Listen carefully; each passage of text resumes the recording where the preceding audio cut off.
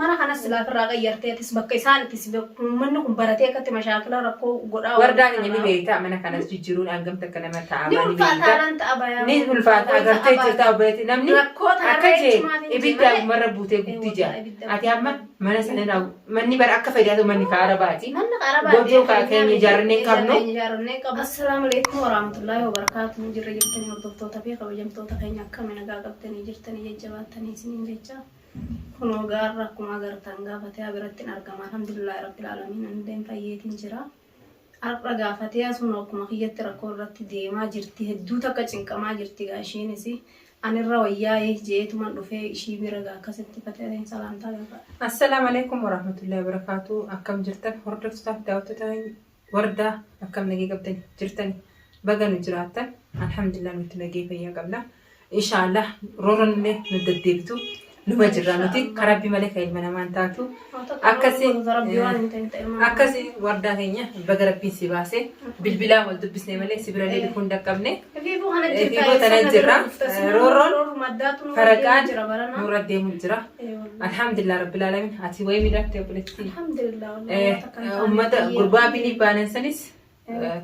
akkasi dararu ture alhamdulillah baga ilmaan keessa rabbiin si deebise akkasi ani aslan waan injoon beeku maaliif ilmi namaa kun yeroo dhalaa tana fuudhee dararu yeroo kanas dhiirti dhalaa fuudhee amma gololchaa irraa yoo dhimma qabaate gololchaa sana isaatu wayya maaliif dhiirti waa hunda ni obsiti gololchaa dhabee wardaa gizee fuudhu dhalaa tana dhalaan ifiifu da'iifa dhalaa jabeessaa jee rabbiin keenyallee akkuma jeematti garuu nu biratti daleeytu waan akkana rabbiin nu haa qajeelchu isuma isaan fuudhee ilmaan bira guyyaa meeqaala bulchee garuu rabbiin haa qajeelchu waan hin jiruun qabu ati baguma rabbiin ilmaan kee keessa si deebisee waa hundaafuu roorroon ni dabarti alhamdulillah waa hundi ni dabra yeroo barbaada obsa barbaada rabbiin obsa nu haa kennu rabbiin obsa nu haa kennu waa hundarraa obsaa caala ni jirti namu waan biraa nurraa harkatanii waan biraa nurraa wanti qabaannee miti akkanumatti jiruma kana jiraachuma kana gubaan si ilmi namaa takka bultii abaluu hinaaf seessis allaalam dhiira isaan dhalaan taane dhalaafaatu akkas jechuu qaba malee namu bultii qabaa ilmaan qabaa nutis ilmaan qabna garuu namni ilmaan qabu ilmaan nama ilmaan qaburra garaan jabaatu jedhu yaada akka fiyyatti maaliif ilmoo magantaadha har'a abbaa isaanii qabanii dararuun abbaa haadha tana guyyaa takka ala buluun jechuun ilmaan irraa sadii ilmoo makluuqa sana harkaa qabdi ala bulchu jechuun maal jechuudha maaliif sila ilmoo qabaatan namni kun nama ilmoo rifatu namni obboleeyyaa wajji dhalate kan dhalin illee bar kan dhalin illee numa rifata kan dhalee daran ta'u jira amma maaliif rabbi nu haa qajeelchu rabbi nu haa sattaru waan jennu qabnu waa hunda rabbuma dararu jirra inshaallah ilmaan irraa haa guutu garuu waa hundaafu alhamdulillah jiraachuun bareeda waa hunda si garsiisa keessaas nima baata hammattus waa hundaaf wardaatinya Omati miti ni dabarti. Inshallah rooroon haga qabdi garuu. Hundinuu rooroon haga qabdi garuu rabbiin nama ofii tuttuqee ilaala. Inshallah tanumaaf nurra deddeebiin isaa rabbiin nurraa guutuu ammaan tana mee makiinaa. Ani amma qilleensuma kana maaltu nagee iftiin jiran qilleensuma sibirattis kabiraattis bakkuma hundi seenu jira subhaanallah hin beeku qiyaamaa dheeratana fakkaata. Ta makiinaa warra keenya makiinaa akkatti cabee hin beeku ani namumaan na kaasee. Arabumaan na kaasee. Akkuma taanaree akkuma ta'uu wayya bara akkuma taanaree. Ta makiinaa deesee abuhaa makiinaan meeshaadha numa tolfamti.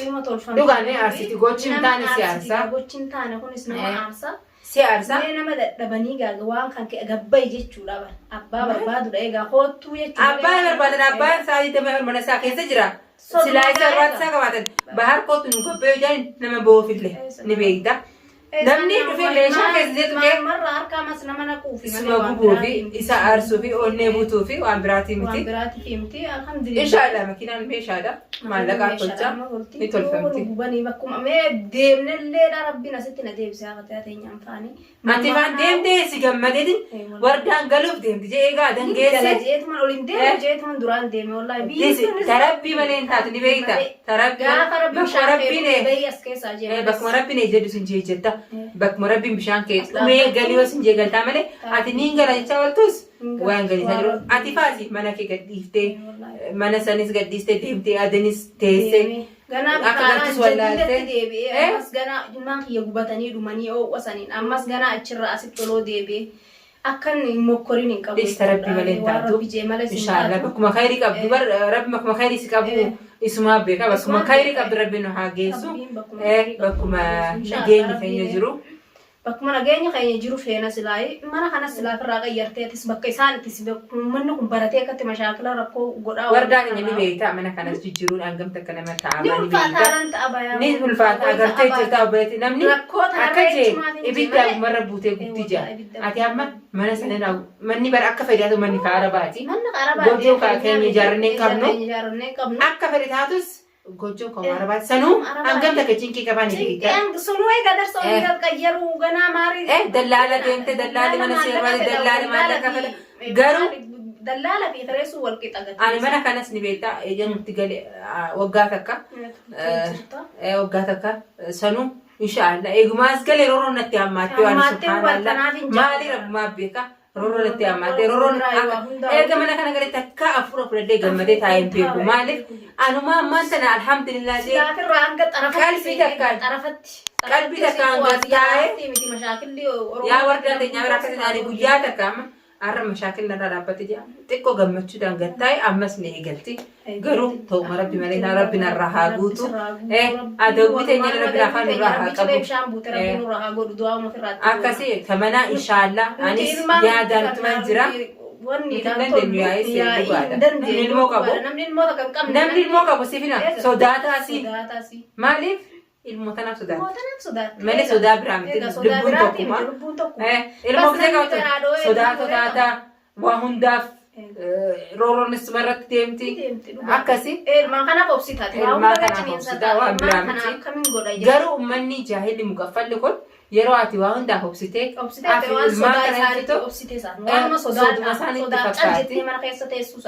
tamanaa inshallah itti yaada inshallah tamanaa sitti yaada ati amma alhamdulillah ati bar mana barbaaddattee galtee sijala deemti bakka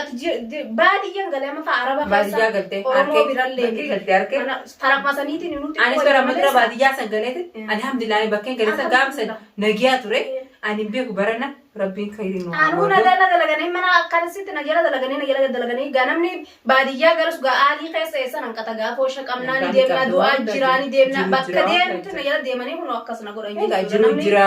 du'aa jira waa meeqa jira namni nama keessas fagaachuu hin danda'u nama keessaa fagaadhee hin ta'a soo jenne hin dandeenyu dhugaadha akkasi rabbumti keenya nu haa laalu rabbiin khayrii haa godhu silattuu nuti hanga jirru numa tattaafannaa namni jiru waan jiruun dhiisu isaanis hanguma rabbiin gaa nurraa dhorku nuti dhorku daddabnee yaani kun abbuma deebiti booda ni siiri fi kana je oofu kunis nama waa naanneessu booddeen isaan tolchu wala maaree warra waa laalu warra shirkii kana hundi booddeesuma galtee warri dhama'eedhuma warri guutuun akkas wardaa teenya inshallah bismillah rabbiin khayrii haa godhu waa hunda nuti rabbi malee waan biraa hin qabnu rabbuma keenyatti rabbuma qabna ilmi namaa gaa sheekaa namaarree jaan nuti takkichuma haaliqa qabna alhamdulillah rabbil aalamiin wardaallee haa galatoomtu isiin ifiifuu gadduma jara harkaa baatee mana sii galtee maaliif xarafa addunyaa jirtee amma dhugaan yoo dubbadde fagoodha isii bira dabu hamma baasa meeqaan qabadda fagoodha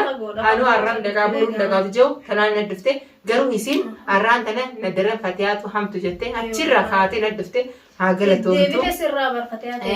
rabbi narraa guutu jaatu ayinaa godii wardaa teenyaa obboleettiyya inshallah qabdu kana rabbiin sabrii siifenneetu magawaan inna allah maa saabiriin jee rabbiinis dhugaadha inshallah obsinis gowwummaa si miti obsi gaariidha hedduu barbaachisaadha obsi waa hundaafuu jiru ta'e keessatti waa hunda obsaan dabarsita malee hin ta'u silaa nama obsa baasuu baadhee kaata as keessa anaaf ilmaan kiyya facaasanii fiigeetiin deemaa ilmaan kiyya gurraddee maraattee biitee mitiifoo alhamdulillah ala kulli haal ilmi namaa hogga akka namatti roorrisu rabbii haaliqa taate bar rabbii kiyyattee توكلت على الله ربي قد صبرت وهم داوي خلاص الحمد لله رب مران تداته رب ما تقول قروان جنو هنكمنو إن شاء الله بإذن الله ورد عليه أنا قلتهم تو ولما ندعي نقدامه إن شاء الله يصير اللي أصير رافقاتي تبتوس جلام فقهني نمني عدوي كابوك زي تكفي عدوي نس بريد جاني قرون بيني لما سيدنا قبل سنجرو أكاسي ورداتيني الفادو قلتومي ولما ربي نورها أبو حمتو دعاء من نجوا دار رفتاب داوت تكينيا ورداتيني ناقلتهم فدايسين إن شاء الله بإذن الله أنجا فيديو اتيانت ولد دفنو السلام عليكم ورحمة الله وبركاته.